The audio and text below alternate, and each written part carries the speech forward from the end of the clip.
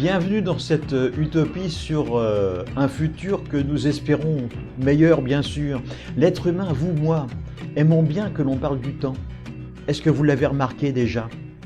En règle générale, les enseignements sur le temps sont toujours très bien perçus.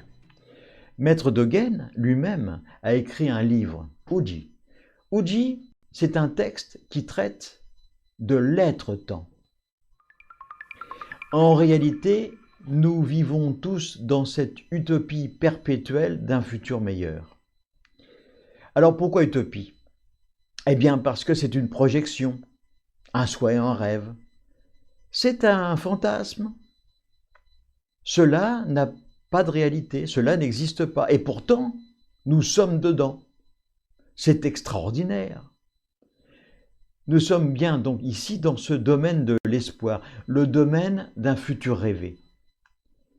Un espace-temps qui n'existe pas, qui est souhaité, avec un souhait qui lui donne corps, et nous sommes à l'intérieur et nous pouvons concrètement le vivre. C'est totalement miraculeux. La perspective d'agir qui repositionne l'être humain, donc nous, dans un présent qui est déjà terminé. Lorsque je me situe dans le moment présent, eh bien c'est déjà fini. Vous pouvez vous-même en faire l'expérience. Lorsque vous parlez à quelqu'un, vous avez déjà terminé de parler, l'autre est en train d'entendre ce que vous dites. Alors bien sûr, c'est très rapide, difficile à percevoir, et pourtant, nous devons réaliser que le temps est comme un tapis roulant. Le tapis roulant du temps qui vient de l'infini et qui se déverse sans fin vers son propre futur, lui-même infini. Alors bien sûr, nous pourrions nous poser la question d'un présent qui est très décevant. On n'est pas heureux. Quelquefois, on est très heureux quand même. Mais pourquoi cet instant présent, à moins d'être malade, en recherche active d'un emploi, en recherche active d'un amour, pourquoi pas, ou d'un lieu de vie, est-il si incomplet, si décevant? Ce qui est en question ici est notre perpétuelle insatisfaction.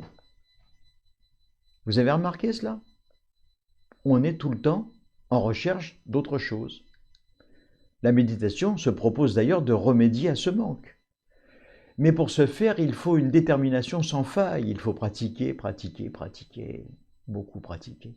Il semble que ce présent que nous vivons là maintenant, ce présent, n'est acceptable que dans le cadre de cette utopie, de cette projection fantasmagorique que nous nous faisons.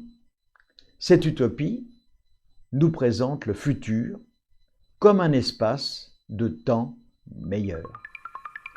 Cette utopie nous présente ce futur comme salvateur.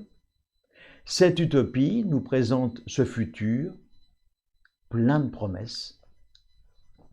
Et pourtant, la projection dans ce futur nous rapproche de quelque chose que nous redoutons, notre propre disparition, notre propre mort.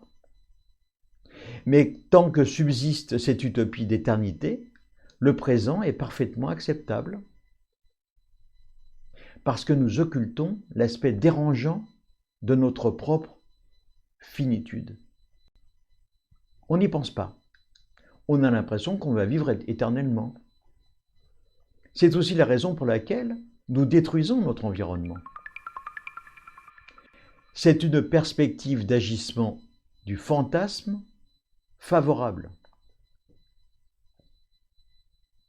Perspective d'agissement du fantasme favorable. Je vous laisse le temps de réfléchir à cette petite phrase, mais elle est fondamentale. Pour l'individu qui ne se recentre pas sur lui-même, c'est absolument nécessaire, c'est incontournable. Dans la méditation, ce futur hypothétique n'a plus sa place. Le méditant se positionne sur le tapis roulant du temps, ce que nous appelons l'instant présent, mais qui, en fait, n'est que le bref passage insaisissable de cet instant éphémère. Il n'y a pas d'arrêt sur image. C'est pas comme dans un film. Le temps coule indéfiniment et nous surfons sur la vague. En réalité, lorsque nous nous positionnons précisément sur ce tapis roulant du temps, nous revenons à l'origine de ce que nous sommes. Lorsque nous revenons à l'origine de ce que nous sommes, nous arrêtons la course hypothétique de cet ego qui voudrait se faire différent, se montrer différent de ce qu'il est en fait. Nous sortons du paraître. Nous redevenons nous-mêmes. Il n'y a plus d'obstacle. Il n'y a donc plus aucun obstacle à cette découverte extrêmement intime.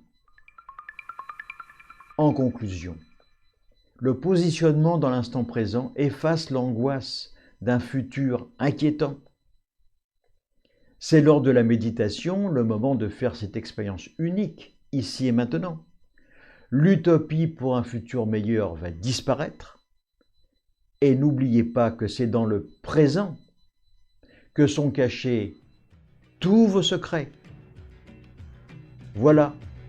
En attendant la prochaine vidéo, essayez d'être heureux, juste pour donner l'exemple. Et n'oubliez pas cette petite phrase d'Albert Schweitzer qui disait que l'amour est la seule chose qui double à chaque fois qu'on le partage.